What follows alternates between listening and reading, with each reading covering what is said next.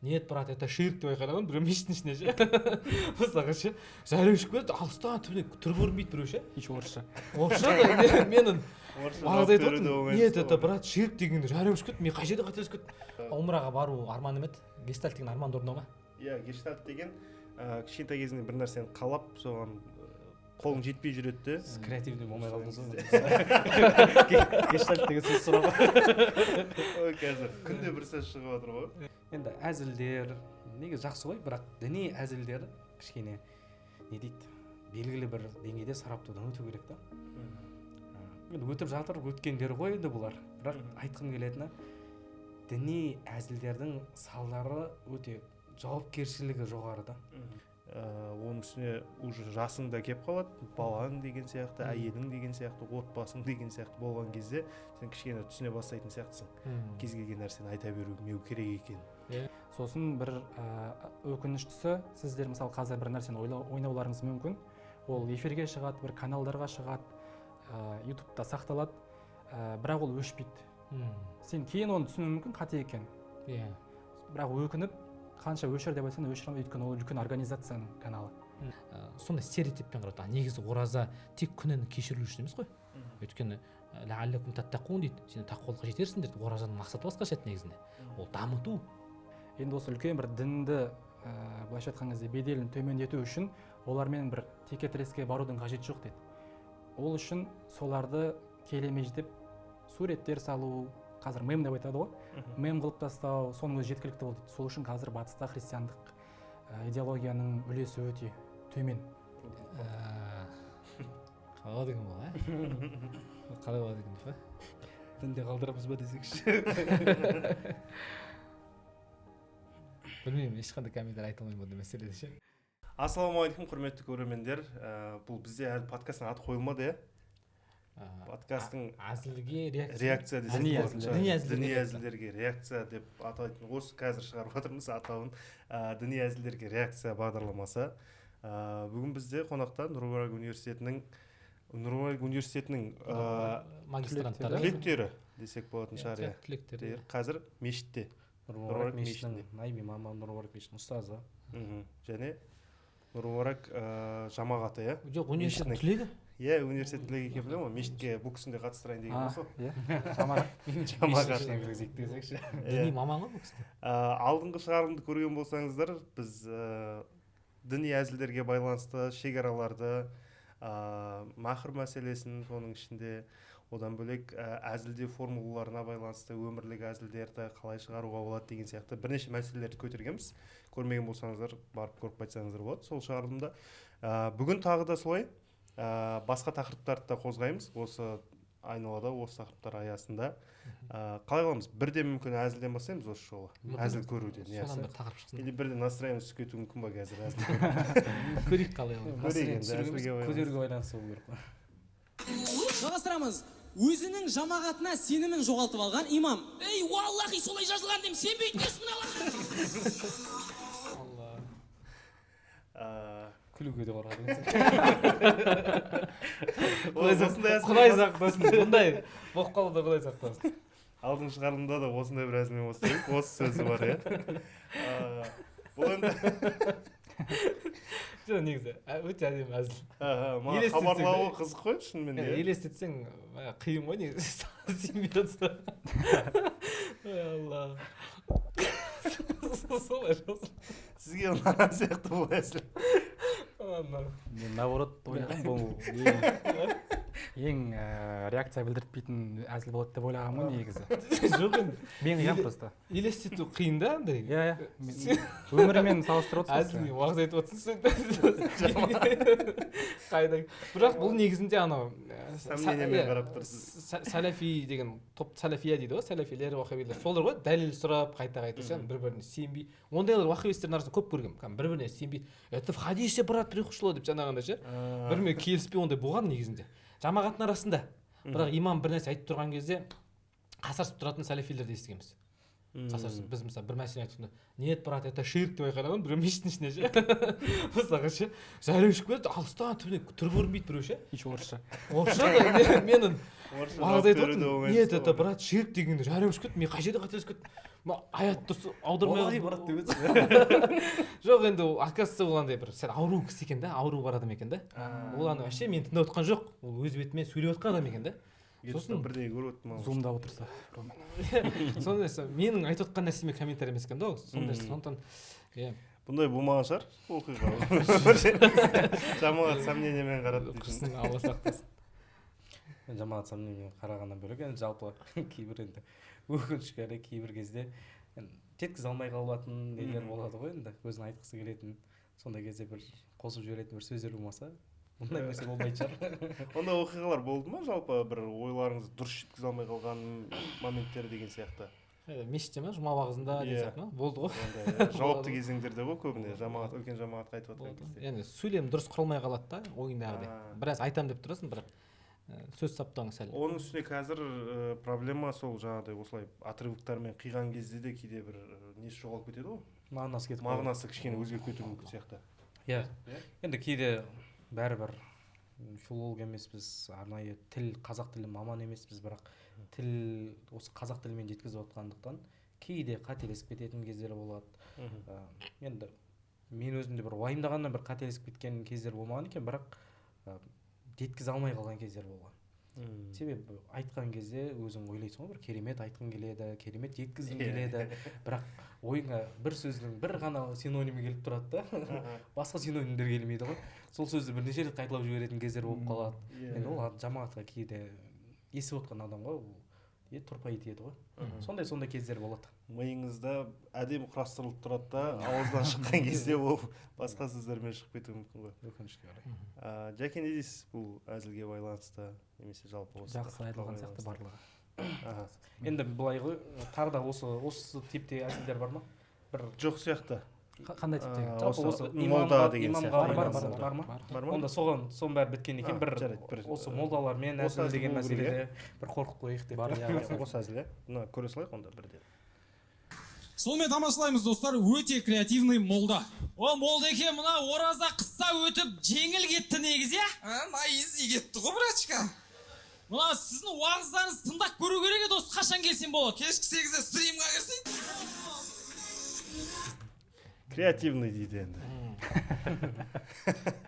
Заманауи дегісі келген шығар енді. Иә, солай шығар.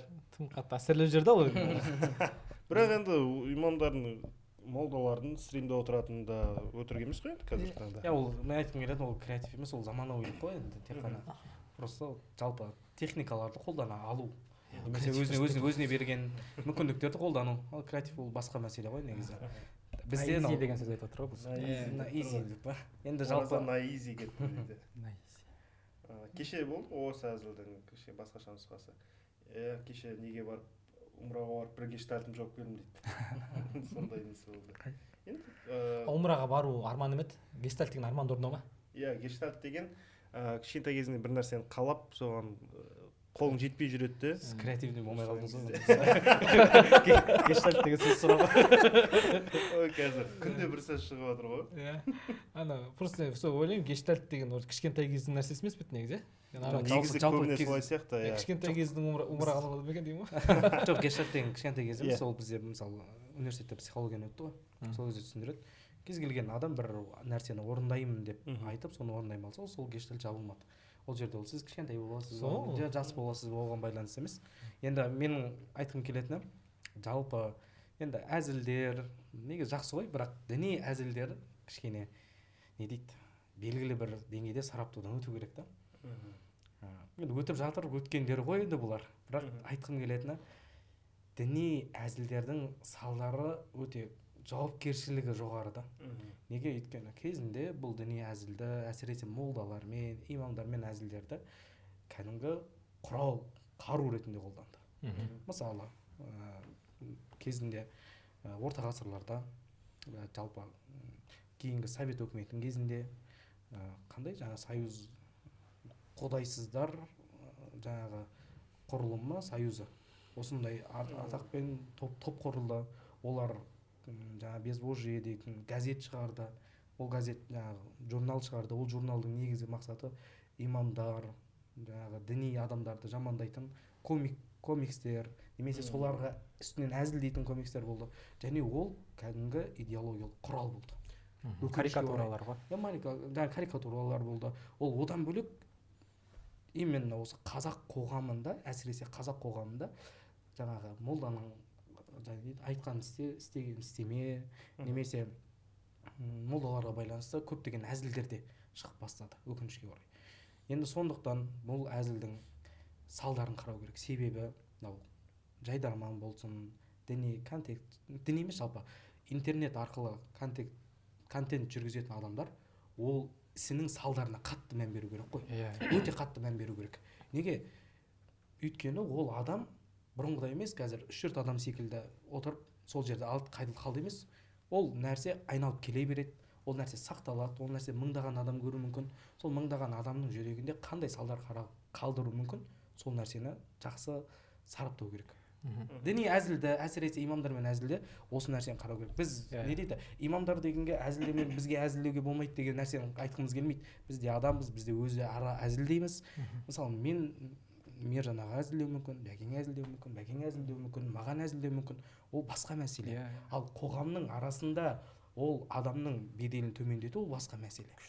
Мысалы бізде имам деген нәрсені кейбір кезде уже мамандыққа да айналдырып жіберу мүмкін да бұл нәрсе. Мысалы мына нәрсені айтқым келеді. Педагогтар белгілі бір деңгейде өзінің несін ұстанады, этикасын ұстанады, дұрыс па? Дәл сол секілді имамдардың этикасы бар. Имамдар ол нәрсені жасаса, ол имамдардың этикасына қарсы. Бірақ ол негізінен бір мамандыққа байланысты нәрсе емес қой. Бұл адамгершілікке байланысты мәселе. Дәл сол секілді кейбір жаңағы әзілдер шығып кетті ғой. Педагогтар суға түсетін болатын болса, жаңағы костюм шалбармен түсу керек, өйткені өйтіп жүруге болмайды екен, бүйтіп жүруге болмайды екен деген нәрсе арқылы педагогтарда адам олар суға түсетін болса, олар костюммен емес, кәдімгі купальникпен түсе алады деген нәрсені түсіндіріп, олардың адамгершілік этикасын төмендетіп жатыр да, өкінішке орай. Сол секілді имамдармен де сондай әзіл арқылы имамдардың беделін немесе этикасын төмендетіп жібере ме деген қорқыныш ғана. Ол бар екен шынымен де сондай зерттеулер. Батыста, мысалы қарап тұрсақ, христиандық дін негізгі дін болса да, өзінің қазіргі бір беделін жоғалтып алды ғой. Қазіргі қатты бір беделді емес. Діни догмаларына да байланысты, тұлғаларына да байланысты адамдар әзілдей береді. Карикатураларда өте көп, комикстер жасап салған деген секілді. Соны бір ғалым зерттеген екен, Лео Штраус дейтін кісі айтқан екен.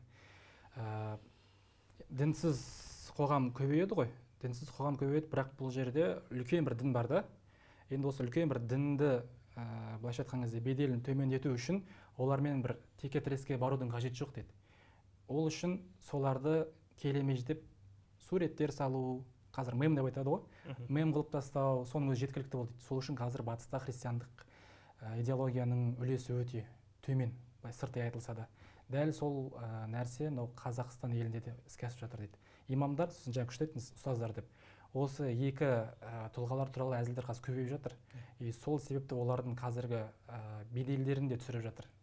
Көп қолданыла берсе, көп ары қарай айтыла берсе, адамдар оларды былайша айтқанда несерьезно қабылдап қалады. Біз егер айтатын болсақ қоғамның арасында имамдармен әзілдеуге болмайды, немесе дінмен әзілдеуге болмайды деп айтып жататын болсақ, олар бізді былай қабылдайды да. Олар өздерін белгілі бір деңгейде святой санайды, немесе тәкаппарлық секілді көрінеді да. Әңгіме бізде емес. Мен кәдімгі шәкірт болсам да, имам болмасам да, мен осы нәрсені айтамын. Ол біздің белгілі бір деңгей не дейді? Күнәсіздігімізден, немесе бір күнә жасамайтындығымыздан, әзілдемейтінімізден емес. Біз де әзілдейміз, біз де күнә жасаймыз. Мәселе ода емес. Мәселе неде? Бұл біздің артымызда имам деген ат тұр. Біздің артымызда ұстаз деген ат тұр. Біз өзіміздің жеке басымызға тиіп жатқан мәселе емес та. Маған сенің жаңағы бойың қысқа немесе басқа деп әзілдеп отқан жоқ. Имам деп әзілдеп отқаннан кейін ғана біз бұл нәрселерге қарсы шығамыз. Көп қоғамда сондай стереотип қой. Сендер не имамдарды андай санайсыңдар ма, мындай санайсыңдар ма деген әңгіме айтады өкінішке орай. Жоқ, біз ондай емес. Ол жерде артында тұрған мәселе ғой. Бұны подрыв авторитета дейді орысша. Подрыв авторитета. Бұны мысалы сәлефилер күшті қолданды 2000 жылдың бастарында. Имамдардың беделін құрту, имамдар сауатсыз, білімсіз, имамдар дүмше молда. Сәлефилер көп қолданды. Имамдарға шабуыл күшті болды. Сәлефилердің ең бастапқы уағыздарын тыңдаңызшы, көбінде имамдарды кемсіту, білімін төмендету, оларды дәлел жоқ, олар Құран мен сүннетпен жүрмейді. Сосын одан кейін өздерінің енді көп намаз оқып бастаған адамдардың құзырын көзінде представлениясында имамдар сауатсыз болып көрінгеннен кейін олар өздерінің сауаттымын білімін деп жалауын көтеріп жүрген сәлефилердің артынан еріп кетті. Ол яғни бұл керісінше де жұмыс істейді жаңағындай. Егер ұстаздардың мектептегі дәрігерлердің жаңағы имамдардың беделін орысша айтқан авторитетін сөйтіп әзілмен сықақпен басқа адаммен кемістеп түсіре берсе олардың аузынан шығу керек болған тауалы сөздерге ешкім мән бермей қояды. Имамдар ұстаздар пайғамбардың хадисін және алланың кәламын айтып отыр ғой негізінде. Біз олардың сөзіне құн кетіп қалады да олардың құзырында. Дәрігерлер өте маңызды нәрсе айтып отыр негізінде. Олар оқыған сол. Ол айтады осылай істеу керек дейді, бірақ жоқ ChatGPT басқаша айтып тұр ғой, анау бір нәрсе деді ғой деп мысалға ше. Дәрігердің сөзін құнсыздандыру. Мұғалім, педагог қаншама жыл оқыды, бала тәрбиесімен айналысып жүрген адам білет қалай оқу керек, қалай жаттау керек, қалай дайындалу керек. Бірақ оның сөзін, оның авторитетін құнсыздандыра берсе, әрине ол қоғамда оқитын бала, жаңағындай дәрігердің айтқан істеп дұрыс емделетін бала, немесе имамның рухани бағытымен жүретін бала өспейді да уже. Енді мәселе былай ғой. Неге біз имамды бұл жерде қорғап жатырмыз? Себебі діни контентті, діни контекстті, адам діни ақпараттың барлығын алатын негізгі жол имам, негізгі жол ұстаз. Егер сәләфилердің де немесе басқа белгілі бір ағымдардың да осы имамдарға жасап жатқан әзілі болсын, басқасы болсын, не үшін сол қайнар көзі жабылды? Одан кейін сен кіммен сөйлесесің? Кімнен білім аласың? Ар жаққа кетуі мүмкінсің, басқа қылуы мүмкінсің, немесе басқа тараптарға кетіп қалуы мүмкінсің. Қайнар көзі жабуға мақсат. Бірақ нақты осы әзілдерге келер болсақ, керісінше имамдар заманның ағынымен бірге келе жатыр. Трендте деген сияқты нәрсені айтып тұрған сияқты. Енді жаңағы изи, гештальт деген сөздерді имамдар пайдалануға болмайды дейтін сөздер емес қой? әрине. Бұл жердегі жеке әзілде емес мәселе. Жалпы өте жақсы айттыңыз. Өйткені болды ғой бізде андай театрларда көбіне, театрларда имамдарды мазақ қылған, келеке қылған әзілдер болды, көрдік оны мысалға ше. Өте дұрыс болмады. Кәдімгідей мен іштей ренжідім негізінде ше. Имамдар ондай емес еді ғой деп ше. Имамдар ондай емес еді, ондай деңгейде неге өйтіп көрсетті екен деген мәселе ғой. Ол кез келген жаңа мамандық демесек те, басқа бір маман иесіне де солай әзілдесек, өзінің мамандығына байланысты. Может, өрт сөндіруші болуы мүмкін, немесе дәрігер болып, бізде Қазақстанда емдей алмайды, дәрігерлер шетелге бару керек дейтін сияқты стереотиптер бар ғой. Ол дәрігерлердің де намысына тиетін сияқты ол нәрселер. Кеттік, келесі бір әзіл. Ол әзілді көрейік енді. Бұл жерде тағы да біздің әзіл екен бұл. Жоқ, енді абай жолын шешіп қойдық, Хамеке. Ең маңызды кітабыңызды айтайын тұрсыз бүгін. Ең маңызды кітап баға ол ақиреттегі кітап. Ой, Хамеке, ондай әңгіме айтуға болмайды бұл жерде. Не, сендер қатыспайсыңдар ма ақиретке? Хамеке, отырыңызшы болды. Абай жолын айтып беріңіз. Контекстін айтып берсеңіз. Бұл жерде біз абай жолы туралы көрініс қояйын деп жатырмыз. Хамекеңді шақырамыз сырттан. Хамеке, сіз бүгін автор болып отырып беріңіз. Ең маңызды кітабын айтайын тұрсыз бүгін деймін. Жоқ, Хамеке. Хамеке деген Хамит Ердехан деген. Мен Ханеке деп ханның рөлін сомдап тұрмайды ғой. Түсінбей қалдым осында. Хамит Ердехан деген Жайдарманның. Білем. Танитын шығарсыз. Осы кісі ойнайып жатқан кезде осындай абай жолын береміз. Ең маңызды кітап ол ақиретте дейді. Мен сахнада ондай сөз айтуға болмайды деймін. Сендер қатыспайсыңдар ма ақиретке дейді. Бұл сахнадағы цензура жайлы әзіл ғой негізінде. Иә. Сахнадағы цензура жайлы. Одан бөлек шынымен кейбір адамдар ол өздеріне қатысы жоқ сияқты жүре береді ғой. Ақирет деген нәрселер тек мұсылмандардың ғана арасында болатын сияқты. Маған ұнады ешқандай бір. Жалпы ең маңызды кітап не ақиреттегі кітап. Сосын еске түсіру ғой. Сендер как будто қатыспайсыңдар ма соған дегенде. Әдемі. Әдемі, өте әдемі әзіл негізі. Бірақ бұл қай жерде айтылғанын қарасаңыздар, бұл Жайдарманның финалы бар ғой. Финалында ең соңғы жақтарда айтылған сөз ғой. Бұл жерде енді андай барлығы көңіл күйі көтерілетін нәрселер айтып жатады да, дәл осы жерде ақирет туралы айтылып кетеді. Былайша айтқан кезде сәл дегенде енді былай ғой, сәл несерьезныйлау жер ғой енді, именно контекстке қарайтын болсақ. Күлкі, ойын күлкі, ол жаман деген мағынада емес. Тойларда мысалы сондай ғой, тойларда ойын күлкі, той думан туралы сөйлеу керек, жақсылықты айту керек дейтін секілді. И бұл соған сәйкес емес болып тұрған секілді болып тұр да маған, именно мен көзқарас бойынша. Контекстке сай. Екісінің көзқарасын алып тұр. Енді бұл қиылып тұрған нәрсе ғой, біз оған дейінгі не айтылды, не көрсетілді біліп көріп тұрған жоқпыз ғой, үзінді көріп тұрмыз ше. Сондықтан былай үзіндіні баға беретін болсақ, норм былай айтқан кезде, мен білмеймін, артық кеткен еш жер жоқ сияқты. Толық көрсетуіңіз керек еді енді. Мен соны толық көргенмін ғой. Мен айтқым келетін нәрсе, кейбір кезде мынандай нәрсе пайда болады да. Мысалда бір адам бар да, бір 3-4 адам болып темекі шегіп отырады. Біреу Құдай туралы сөз сөйлеп қалды. Немесе арақ ішіп отыр ма, бір нәрсе Құдай туралы, Құдай немесе Алла деген сөз айтты. Оны тоқтатады. Сен қайтып айтып отырсың, мына арақ ішіп отыр ғой, темекі шегіп отыр ғой деп ше. Бізде андай түсінік бар да. Негізі жақсылықта өзінің белгілі бір дағуатты орын жасайтын орындар бар ғой. Бірақ дегенмен пайғамбар саллаллаху алейхи мынандай хадисі бар да, қандай жерден жәннаттың бір бақшасын көрсеңдер, бір аунап алыңдар деген. Яғни қандай бір мен оны былай түсіндім өзімде. Қандай жерден бір мүмкіндік бар, айтып қалуға болады деген. Ол жерде сен ұзақ жылатып уағыз айтпайсың, бірақ дегенмен бір еске салып қойдуда ешқандай әбестік жоқ деп түсінемін. Мен де солай ойлаймын. Солай ойлаған сияқтысыз. Енді алдыңғы шығарылымда пайғамбар саллаллаху әзілін айттыңыз ғой. Сол сияқты тағы бір есте қалған әзілдер бар ма? Сахабалардың немесе пайғамбарымыздың өзінде деген сияқты. Абу Бәкір мен Алладан разы болсын пайғамбар саллаллаху құрма жеу туралы есіңде ме? Есімде. Ол жерде бір енді кішігірім нем бар. Ол хадисті зерттеу керек еді дейтін, бір қарау керек еді дейтін нем бар. Себебі пайғамбар саллаллаху алейхи вассалам ол жерде сен не дейді, қалай келеді ол жерде? Сен немен былай ғой, құрма жеп жатады. Есіңше кесіп тастайсыңдар, Просто мен хадисті толық есіме түсіп жатыр. Құрма жеп жатады, сөйтіп сүйектер тұрады ғой алдарында. Абу Бәкір радиаллаху анху өзінің сүйектерін пайғамбарға қастырады да былай. Көп жеген. Сіз көп жеп қойғансыз ба деп естиді да. Бірақ бұл жақта өтірік қой негізінде. Өтірік бар ғой, как будто Абу Бәкір өтірікпен әзілдеп жатқан сияқты болып тұрды енді. Сол жақта дұрыс. Мен осы мәселеде ғой, сәл хадисті қарау керек еді деп ойлаймын да. Сосын пайғамбарымыз қарайды да, құрманы сүйегімен жейтін адамды бірінші рет көріп тұрмын деді да. Абу Бәкір түсіне көреді да. Ол түсініп тұрды енді, ана жақта оны үйіп тастаған пайғамбар. Сосын Абу Бәкір құрманы сүйегімен бірге жеп қойған адамды бірінші рет көріп тұрмын Абу Бәкір деп сөйтеді да. Яғни бұл жақта әзілмен шығып кету да. Интеллектуалды әзіл кәдімгідей. Бірақ осы жермен сен айтқың келгені? Сол осы жақта как будто Абу Бәкір ысырып қойып. Бұл жерде енді мынандай емес па?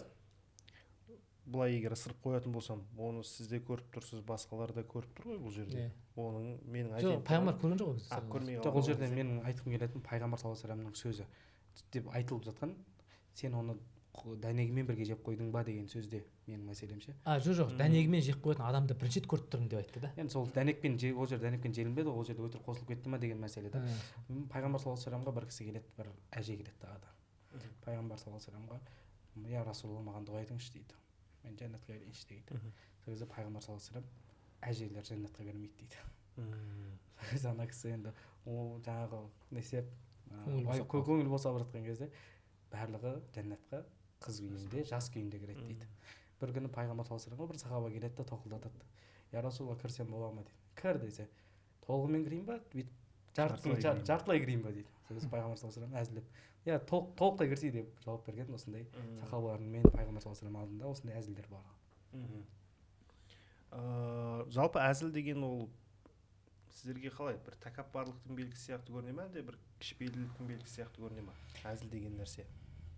Әзілдің өзіне тәкаппарлық немесе кішіпейілділік деген нәрсе байланбайтын секілді.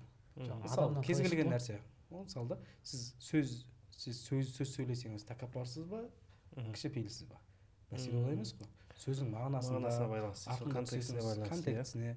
Егер сен әзілдеп жатып біреуге керісінше құрметіңді білдіруің мүмкінсің ғой. Кейбір әзілдеп жатып, енді көбінесе деп айтайықшы, жаңағы бір адамды түсіру үшін әзілдейтіндер де бар да, өкінішке орай, ислам шариғатына тыйым салынған түрде. Олай бөлмейді негізі көп зерттеулерді ғалымдар. Ойнақылық, сосын байыптылық деп бөледі көп жағдайда әзілді. Әзілді бұл жерде ойнақылық деген. Иә, тура соның қазақша түрін келтірген ғой. Сосын келтіреді, қайсысы ислам дінінде абзалырақ дейді. жахис дейтін бір осы салаға қатысы бар бір кісі бар. Бұрында не бір сатиралық бір кітаптар жазған ғалым ғой, енді ислам ғалымы. Сол кісінің сөздері бар осыған байланысты. Байыптылық дұрыс па исламда, я болмаса әзілкештік, жаңа ойнақылық дұрыс па дейді да. Сосын әрқайсының былайша айтқан кезде сол ұстанымды қолдаушылардың сөздерін келтіреді әрқайсының.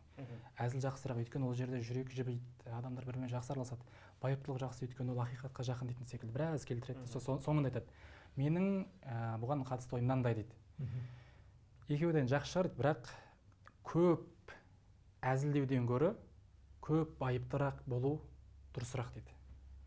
Яғни екеуінің салыстыратын кезде көптікке қарай салыстыратын болсаң, байыптылық ұтып қояды дейді. Өйткені пайғамбар саллаллаху алейхи вассаламның хадисі бар ғой, көп күлу адамның жүрегін қатайтады дейді. Сол кезде ғалымдарымыз түсіндірген кезде бұл жерде күлуді айтып жатқан жоқ, пайғамбар саллаллаху алейхи вассалам күлуге тыйым салып жатқан жоқ, шамадан тыс күлуге тыйым салып жатыр дейді. Ол жердегі мәселе не? Бір адам әзілдеуі мүмкін, өмірінде әзілді көп қолдану мүмкін, бірақ ол шамадан тыс қолданатын болса, ол жүрегін қатайтады. Сол секілді жаңа Жәкеңнің сөзіне бір не ғой, қосымша ақпарат. Яғни көп күле бергенде дұрыс емес па сонда? Көп көңілді болу бір бөлек қой. Ал көп күлу немесе нақты күлу деген сөзге қатысты емес деп тұрсыз ғой бұл жерде. Иә, бұл жерде күлу болмайды деген мәселе емес. Ол күледі, адам болғаннан кейін ол несерьезный болып кету ғой жаңа айтқанда, иә. Адамның екінші мәселе мен тағы психологиялық тұрғыда қай адамның сөзі қаттырақ өтеді немесе қай адамның әзілі қаттырақ өтеді. Егер ол адам әзіл көбінесе азырақ айтатын болса, ол адамның әзілі көбірек өтеді. Немесе көп сөйлемейтін адамның сөзі қаттырақ өтеді ғой. Мүмкін сол жағынан қарағанда дұрыс шығар. Иә. Мен бірақ танитын жайдарманшылар, әзілкештердің көбісі өмірде көбіне не? Серьезно, байыпты кісілер, ұстамды кісілер, тек сахнада ғана шығар көбіне. Кейде керісінше болып жатады, сахнаға шықпайтын бір ауылда достарыңыз, бауырларыңыз бар шығар, өте ортада тек күлдіріп отыратын. Сондай сияқты кейбір парадокстар бар деген ғой. көп әзілкеш адам болған адамның абыройы кетеді халықтың арасында дейді. Сосын әлсіздер оның үстінен басым болады дейді. Яғни одан жасы кіші адамдардың өзі онымен ойнап, оны айтқан кезде серьезно қарамай, жеңіл қабылдап ол кісіні сөйтіп жаңағындай басынып кетеді дейді. Кім әзілкеш болып кетсе, мысы кетіп қалады адамның. Ол ғалымдардың сөзі, сахабалардан келген, табиғиндардан келген, кейінгі ғалымдардан келген көп жаңағы тым қатты әзілдей береді. Көңілді болып, жаңа әдемі айтты Әлис осы. Көңілді болып жүру мен күліп қайта ерсі күле берудің айырмашылығы бар. Көңілді болып жүру ол шүкіршіліктің көрінісі ғой адамның. Жымиып жүру әрдайым, разы болып жүру разылықтың көрінісі. Ал жоқ әркімнің үстіне күле беру, бір нәрсе құлап қалса күле салу, шалынып қалса күліп қалса, есік дұрыс ашпай біреулер болады, есікті былай ашады дейсіз ғой, тартып қалсаң соған күледі ше, мысалы қателесіп кетсең күледі жаңағындай ше. Сондай бір енді орынсыз бір күле беретін. Ол дұрыс емес. Кейбір кезде психологиялық тұрғыда андай да өзінің ортасында абырой жинай алмай қалған адамдар кейде біреуді әзілге тығу арқылы өзін көтергісі келуі мүмкін. Сондай жағынан да қарауға болады. Біреуді түсіру арқылы өзін көтергісі келуі мүмкін. Ол кезде ол дұрыс емес. Ол әзілді ислам қабылдап дұрыс деп санамайды. Әзіл деген енді былайша айтқанда ол құрал ғой тек. Бір нәрсені мысалы нанды кесетін құрал пышақ болатын болса, оны біз қолмен де үзе аламыз, немесе арамен де кесе аламыз, әртүрлі құралдармен оны негізгі нәтижемізге жете аламыз ғой айналып келген кезде. Яғни айтқанда әзіл деген кейбір сәттерде әзілдеу керісінше керек сәттер болатын шығар. Ана жердегі ситуацияны жұмсарту үшін адамдар бір-бірімен бір қатты бір қиын аура пайда болған кезде деген сияқты. Бізде негізі сабақ беріп жатқан кезде ұстаздар өте көп қолданады әзілді. Бесіміздің бас имам Жалғыз ұстаздың сабақ алдық біраз. Ол кісіде көп жаңағы балалар таңда оқимыз, мысалы таң ертең таң намаздан кейін оқимыз. Сергітіп алу үшін көп әзілдеп тұрады. Таңғы 5-те сабақ отырамыз деген секілді. Сол кезде оны сергітіп алу үшін көп әзілдеп отыратын. Дәл сол секілді бір ұстаздан естіп едім. Ұстаз енді сабақ оқып жатыр. Сол кезде әзілдеп енді адамды сергіту үшін мына әзілді айтты да. Бір күні бір жаңағы адам үнемі велосипедке мініп алады, бірақ мынау төс қалтасына бір темекі секілді бір нәрсе салып алады екен. Шекарадан өтіп жатыр. Өтеді, бір күн өтеді. Енді шекарашы оған тиісе алмайды. Өйткені заңсыз нәрсе емес. Тағы өтеді, бірақ көрсетіп, анаған бүкіл внимание анада былайша айтқан кезде адам көзін тартады да. Тағы бір күн өтеді, тағы бір күн өтеді. 10-ші рет өткен кезде ана шекарашы шыдай алмай сұрайды ғой, мен саған тиісе алмаймын мына жерде, мен саған мынаны тоқтат айта алмаймын, бірақ не ана ішіндегі көрсетші деп. Мен саған шынымды айтайын ба дейді. Иә, шынымды айтсаң, мен мәселе мынада емес дейді. Сен маған қарап отырған кезде мен 10 велосипед ана елге апарып жатырмын дейді. Сол секілді кейбір мағыналар жеткізу үшін әзілдеп тұрып түбінде жақсы мағынаны жеткізуге болады да. Мәселе мынада емес, оның ішіндегі нәрседе деп айтамын деп ойлаймын мен. Сіз велосипед тема деп. мәселе мынада емес. Ол велосипед өтіп жатыр. Сол секілді ғой. Ол басқа кейбір кезде мына айтқым келіп тұрған ол жердегі мәселе бұл әзіл да. Адам әзілге мән беруі мүмкін, бірақ артында жақсы мағына түсіну мүмкін. Әзіл арқылы астартын мағыналар беріліп жатыр да ол жерде. Солай қолданатын болса, ол жерде әзілдің орны ерекше ғой. Кеттік келесі әзіл бізде. Достар, көреміз, ораза кезінде дәл осындай әңгіме айтатын апаларымыз болады. Ей, сен де оразасың ба? Оразасың. Ей, Алла, сен қандай күнәң бар? Бұл стереотип қой. Тек күнәсі бар адамдар намаз оқитын, немесе ораза ұстайтын сияқты. Жақында ғана осы, 6 ай болды ма, 1 жыл болды ма шамасы. Жақында ғана осы аяттың мағынасын түсіндім да. Андай я аyyuhallazina amanu ista'inu bis-sabri was-salah inналлаха мa'ас-сабирин деп. Я ей иман келтіргендер, Алладан жәрдем сұраңдар, сабырлықпен және намазбен дейді ғой. Сол намаз негізі андай жәрдем сұрау құралы ғой. Өйткені негізі бұл намазға үңілсек, Аллаху акбардан басталады, екі жаққа сәлем береміз ғой. Ассаламу алейкум. Сол арқылы негізі Алла мені кешір деген сөз жоқ қой. Негізі. Тек анау екі сәжденің арасында робби ғфирли бар ма жоқ па деген мәселе бар еще бізде ханафилерде қоспаймыз оны ше. Басқа мазхабта бар. Бірақ жалпы истиғфардан бөлек енді сәжде айтпасаң, бірақ узаконен сүннетпен бекітілген истиғфар жоқ намаздың ішінде. Иә. Бірақ білеміз, намаз оқыған адамның күнәсі кешіріледі, ол ақиқат, иә. Намаз оқыған адамның күнәсі кешіріледі. Намаздан кейін астағфирулла сөздер бар. Бірақ жалпы намаз негізі Құдайдан көмек сұрау негізінде. Көрдің уже біз намазға қалай қарайды халық?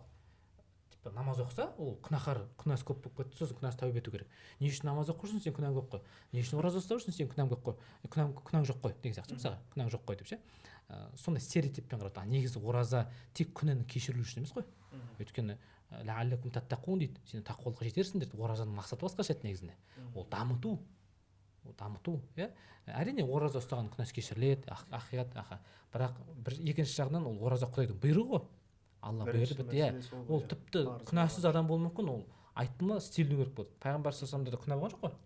Олар ораза бұйырылды, парыз намаз бұйырылды, болды істейді. Ораза Алла айтты істейді. Күнәсі болмаса да. Сондай мәселе ғой. Енді жалпы әзілге бір келейік. Енді әзілдің жаңағы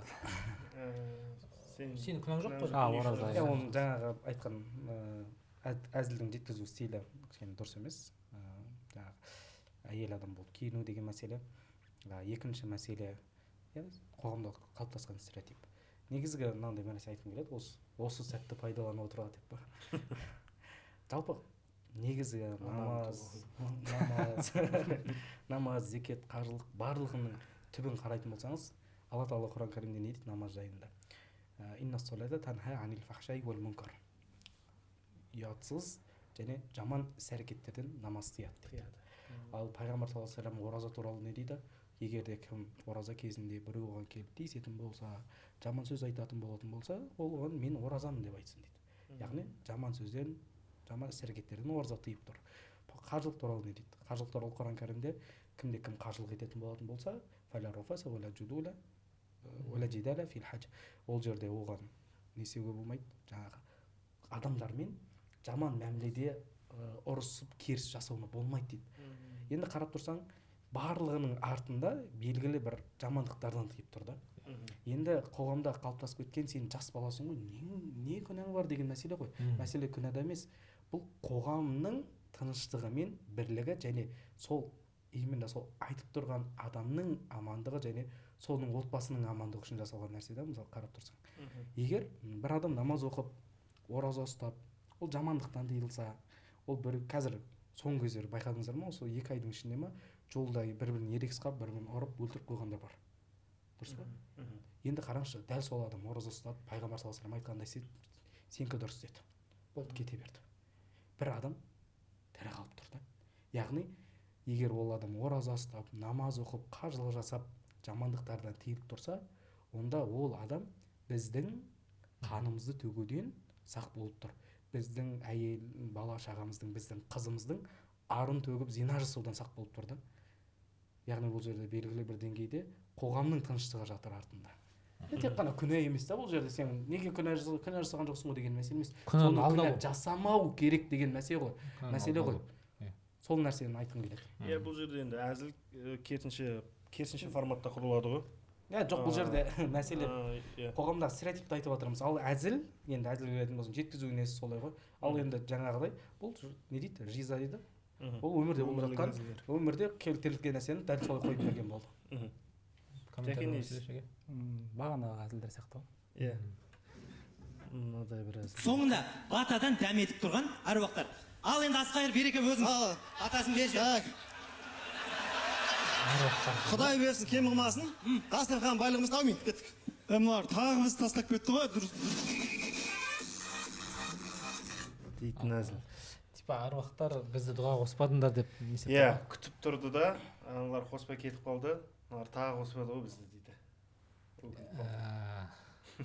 Қалай деген бұл, қалай болады екен деп, Дінде қалдырамыз ба десекші. білмеймін, ешқандай комментарий айта алмаймын бұндай мәселеде ше.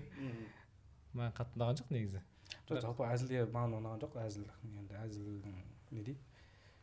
Ешқандай жизасы жоқ секілді. Жоқ, көбісі ойлайды ғой, дәметіп тұрған аруақтарға деп бағыштайды ғой бізде. Сөз бар ғой ондай. Дәметкен аруақтар осы Құранды сауап теберсін деген сөздер айтылады. Бар да ондай нәрсе. Бірақ оны соны сөйтіп елестететіндігіне таңғалып отырмын да. Әсірелеу ғой енді бұл Әсірелеу. Енді екінші жағы бар. Жалпы бұл жерде Құран оқып бағыштау деген үлкен бір іс-әрекет бар ғой. Соны кішігірім енді кішігірім демейікші, қаттырақ әзілдеп жіберген секілді. Жоқ, бірақ Құран оқу емес қой бұл жақта. Дәмнен кейін болады. Тамақтан кейін дұға ғой. Мен Құран оқып бағыштадым. Тамақтан кейін дұғада аруақтарға ештеңе бағыштамайды ғой вроде бы. Мен батаны естідім ғой үлкен кісілерден. Негізі әруақтарға Құран бағыштайды қашан? Негізі бата бағыштаған кезде Құраннан кейін бағыштап жатыр. Құраннан кейін айтылып жатыр. Содан кейін мен сол сөйтіп түсіндім де. Және сол нәрсе маған ұнамады, бірінші мәселе. Екінші мәселе енді бұл жерде ғалымдарымыздың әртүрлі пікірлері бар ғой. Әруақтардың жалпы осы Құран оқып әруақтар бағыштаған кезде эфирге кете қояйықшы оны. Бұл жақтағы ше проблема болып кетеді.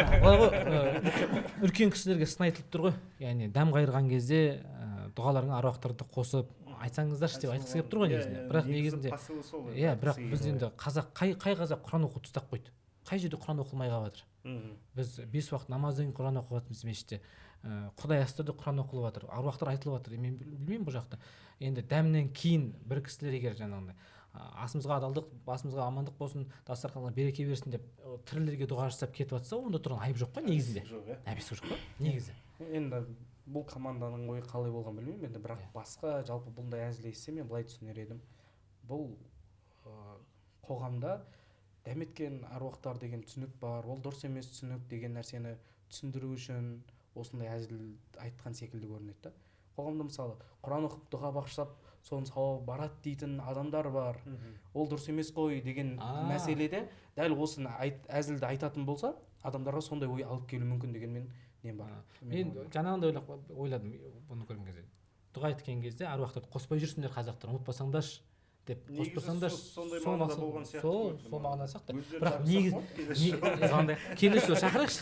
Видео звонок деп. Не ғой? Просто енді ол бізде бар ғой енді, біз қай қазақ ата бабасын айтпай дұғаны, мысалы қаншама адам мешітке келіп Құран бағыштайды, білесіз ба? Отырасың ғой, жағындалып қалады Құран оқып берген кезде халыққа ше.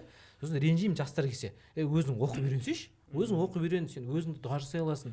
Бірақ үлкен кісілер келеді, басқа кісілер жай оқып береміз Құрандарын ше. Бірақ енді былай айтқан кезде марқұмдарды еске алып дұға жасап жүрген қазақтар бар да, шүкір деймін да. Мен ойымша содан туындады да, ондай нәрсе қоғамда көп қой. Бұл нәрсені әзілге қосқан кезде как будто өйстіп осындай фантазияға сенетіндер бар деп көрсеткісі келгендей бір әзіл болып қалды да маған. Бұл сәләфилердің оғазы болып кетеді ғой. Сондай бір маған әсер қалдырғаннан кейін маған кішкене ұнамай қалды. Жәке, не дейсіз? Жәке звондап жатырмын қазір. жақсы таниды бұл. Шынымен осы звондай береміз. Алло, ассалаумағалейкум. Нұреке? Қалайсыздар? Шүкір, өздеріңіз қалайсыздар?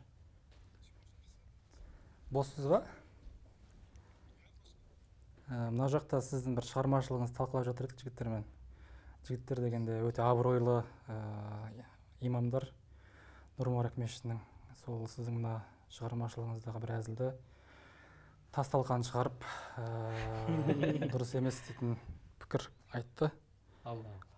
Аруақтар дейтін әзілдеріңізде қандай ой жасырынған екен деп сұрап отырмыз. Иә. Аруақтар қандай аруақтар дейді. Не ғой? Дәметке бар. Дәметіп отқан нелер дейтін ше, аруақтар дейтін. Лупамен қарап тұра ма? Болды. Нұреке, жақсы. Өстіп айтам. Жақсы. Бұл біреудің әзілі дейді. Сөйтіп құтылып кетті. Тасталқан деп айтпау керек. Тасталқан деген мақтап отыр деп айту керек пе? Қалжың ғой. Ондай әзілдерде негізі қатты бір смысл қоймайды негізі, просто Мәселе смысл емес қой. Мәселе просто одан кейін шығатын салдар ғой мәселе. Иә, жоқ, сіздердің айтып отқандарыңыз айтып отырмын да, мына жігіттер может бүйтіп айтқан шығар, бүйтіп айтқан шығар. Жоқ, мен айтқым содан мен мына жігіттер білмеймін. Бірақ мен бұны басқа жерден естісем, осылай түсінер едім деп айтып отырмын. Негізінде шынымен де әзіл шығарған кезде осы бір тақырыпты қозғап жіберейікші деп көп ойлана бермейсің. Әзіл, иә, белгілі бір тақырыптарға ойланайық деп ойлауымыз мүмкін. Мысалы, қазақтар мысалы руға көп бөлінеміз ғой деген бір тақырып айта салуымыз мүмкін да, осыны әзілдеп жіберейік дейсің. Мысалы біздің әзілде де Абай жолы дейтін кітап келген кезде Хамекеге мынау сіздің ең маңызды кітабыңыз деп мен просто бүйтіп айта салдым да, Бақытжан есінде болсын, маңызды кітап ар жақта деді, мынау жақсы ғой деп сөйтіп болып кетті, короче, диалог күйінде құрылып кетті деген сияқты. Көбінесе солай, бұл жігіттерде солай. Бірақ енді жоқ, енді ол жігіттерге жеке басына ешкім не жоқ, проблема жоқ. Енді бәке, сіз енді алдымызда отырсыз ғой, қазір ең доступный сіз болып тұрсыз жайдармашылардан. Айтқым келетін нәрсе жаңағыдай ғой, енді сіздер халыққа жеткізетін болғандықтан салдарына өте қатты мән беріңіздер. Өйткені қазіргі таңда андай көп қой, өкінішке орай хиджабын шешіп жатқандар бар, басқалары бар. Олар интернетке салып жатыр, мәселе оның хиджаб шешіп кигенде емес. Ислам одан бір дамымайды, одан бір кеңейді, оған ешқандай неміз жоқ. Не дейді, Алланың, исламның мұқтаждығы жоқ дегенмен оны халыққа көрсету арқылы жаман салдар алып келіп жатыр да, мәселе сода. Мен де соны айтқым келеді. Енді сіздер дұрыс ол нәрсені жеткізгіңіз келді. Кішкене жұмысыңызды қиындатайықшы деп.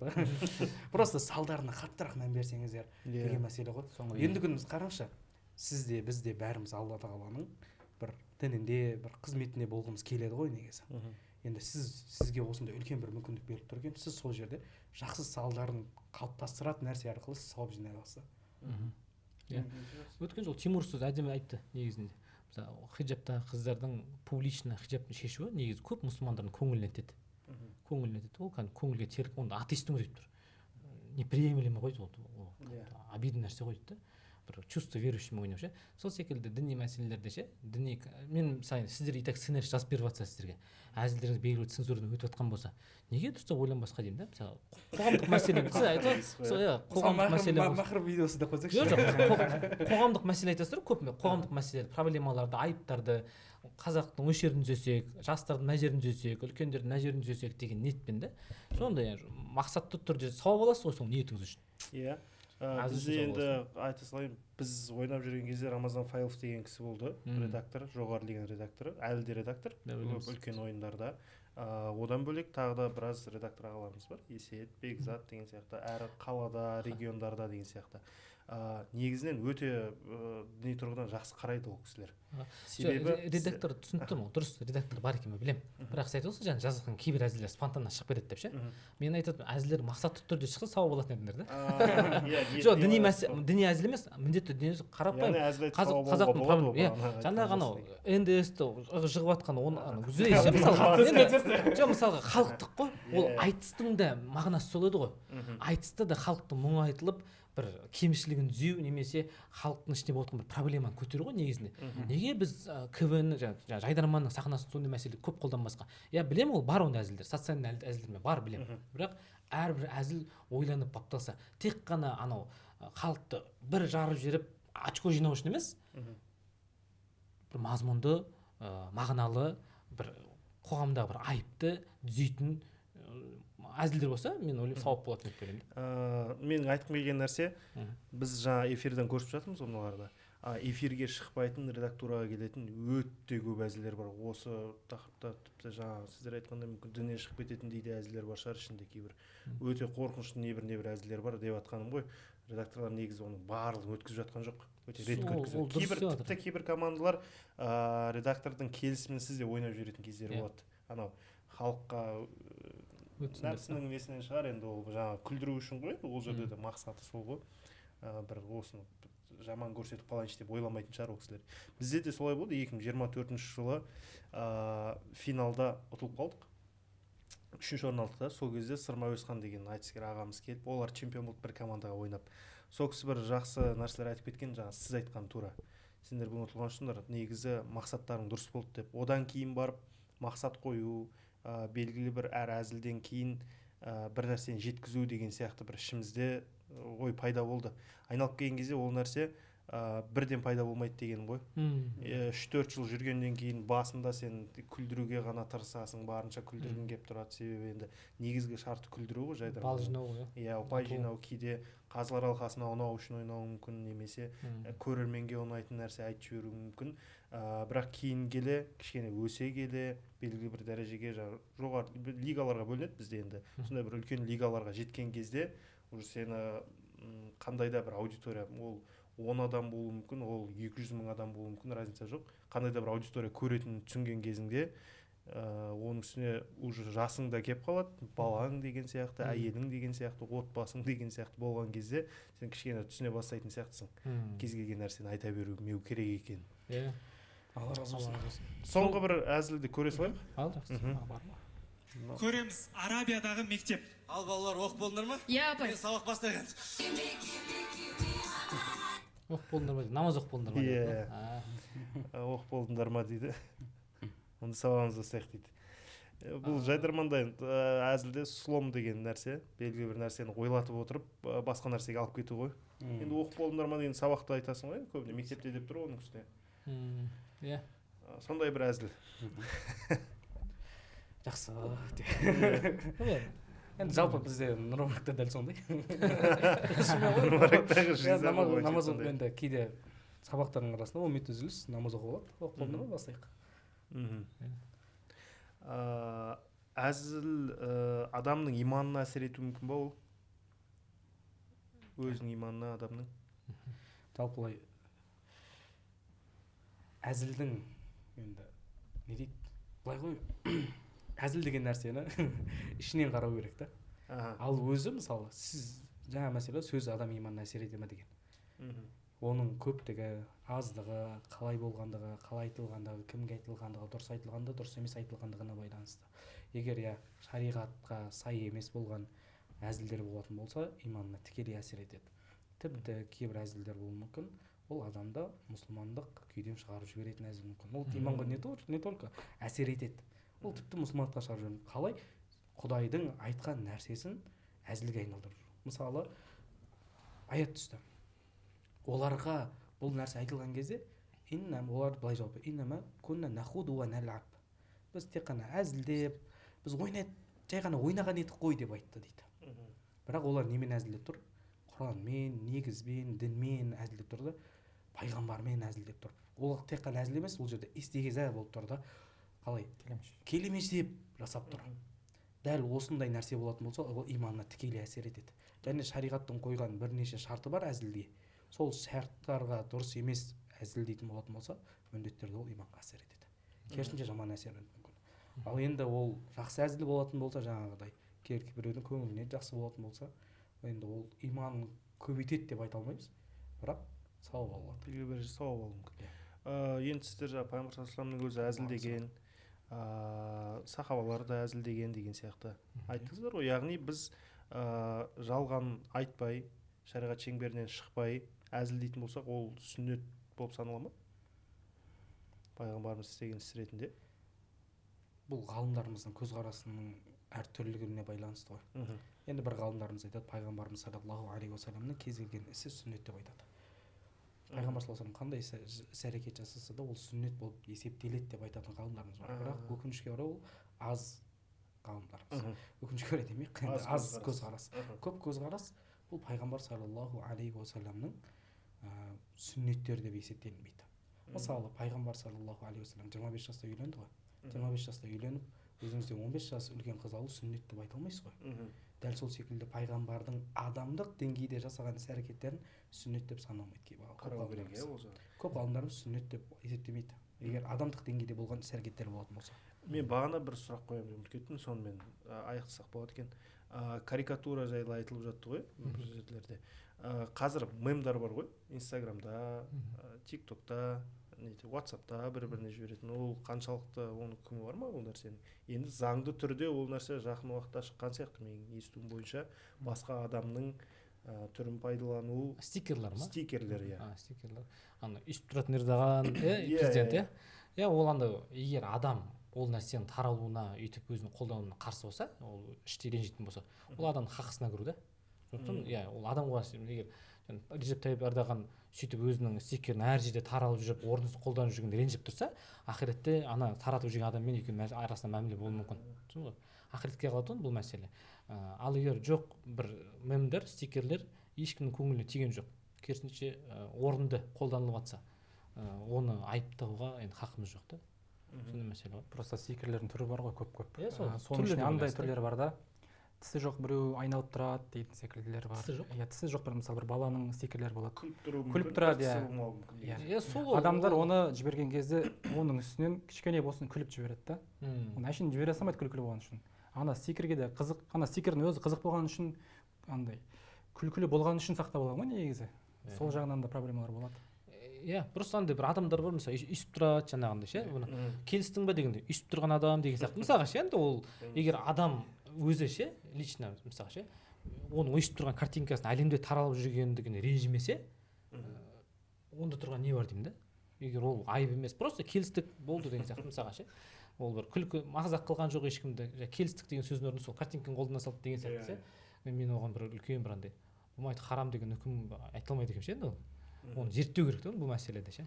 Сондықтан бұл адамның хақысы мәселе ғой, мәселесі ғой. Егер стикерлерде, жаңағы мемдерде адамның суретін, қимыл әрекетін қолданып тұрып, және ол айтқанда оның рұқсатынсыз болып жатса, және оның көңіліне тиетіндей болса, әрине ол дұрыс емес. Ол енді дұрыс емес. Осы тақырыптың қорытындысына бір ойлар айтып жіберейін дегем. Әсіресе осы әзіл саласында жүрген ағаларымызға, бауырларымызға. Мына шығарылымды көріп ойлап қалуы мүмкін адамдар, жалпы діни тұлғалар әзілге мүлдем қарсы, дұрыс емес деп. Бірақ біздің талдаған нәрселеріміз, естеріңізде болса, діни әзілдер ғой. Діни әзілдердің өзінен біз кейбіреуіне жақсы деп баға беріп отырмыз да, кейбіреуіне. Ал діни әзілдер жаңағы айтқандарыңыздай Құрандағы аяттарға тікелей сәйкес келген себеп. Өйткені діни нышан ғой ол. Діни нышан тіпті біздің мемлекеттік рәміздердің өзіне бір кішкене болсын, бір келеме жасап жүрсең, сотта болсын қаншалықты деңгейде жаза. Иә. Ал ар жақтағы енді сот дейтін мүлдем бөлек қой.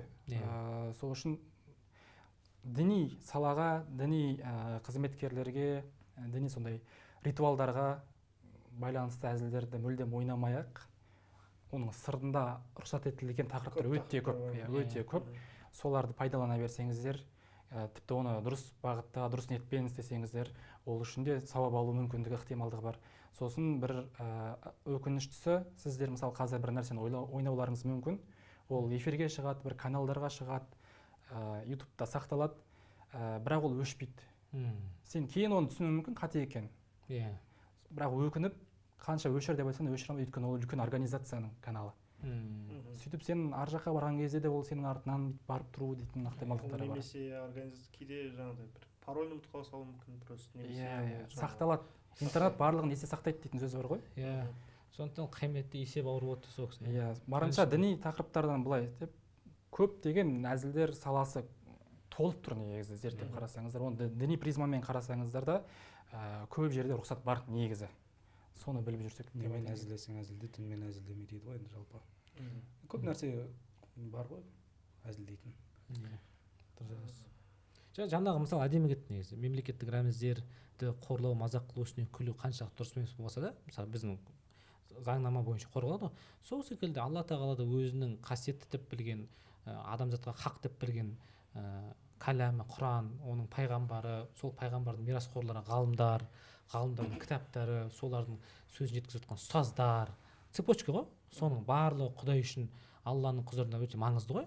Оның барлығын әзілге айналдырып жеңіл қарап үстінен күлу ол үлкен айып та. Иә, Алла мен разы болсын. бір қазақтың күшті сөзі бар, бірақ оны айтсам қазір өзім істеп жүрген ісіме келмей қалады екен. Әзіл мазаққа апарады, мазақ тозаққа апарады дейтін бір қазақтың сондай сөзі бар. Естімеппін негізі. Сол үшін иә, көңіл күйіміз түсіп кетті осы. Таңшылы деп па? Дұрыс айттыңыз, шынымен саяси тақырыптар, әлеуметтік тақырыптар, өмірлік Отбасылық. жизалар, отбасылық өте көп тақырыптар бар.